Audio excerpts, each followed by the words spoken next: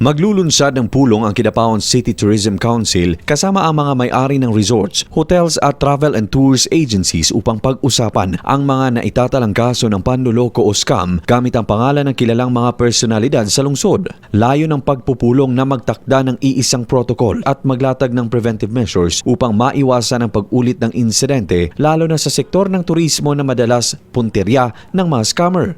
Pinakahuling kaso, isang scammer ang tumawag sa may-ari ng resort at nagpakilalang tauhan ni Vice Mayor Melvin Lamata para umano sa isang pagtitipon. Inutusan pa ang resort na bumili ng inumin at mga pagkaing ihahanda. Mariin itong itinanggi ni Lamata at sinabing wala siyang ipinadalang tauhan para sa anumang booking. Nagtaka rin ang tauhan ng resort kung paanong nakuha ng scammer ang kanyang personal na number kahit hindi siya nagbibigay nito sa hindi kakilala. Kalaunan, sunod-sunod na mga demand ang ginawa ng scammer at doon na nagsimulang magduda ang may-ari. Ayon sa tauhan ng resort, pangalawang beses na itong nangyari. May mga ulat din mula sa travel and tours operators na may scammers umanong nagpapabook ng flight ngunit hindi sumisipot at tumatangging mag-pay first before booking. Dahil dito hinikayat ng City Tourism Office ang mga negosyante na maging maingat, i-verify ang caller identity at agad i-report sa Cybercrime Unit ang anumang kahina-hinalang tawag upang matunton ang pinagmulan nito. Target ng lungsod na patatagin ang seguridad ng tourism sector laban sa scammers upang mapanatili ang magandang reputasyon ng Kidapawan bilang ligtas na destinasyon para sa mga bisita.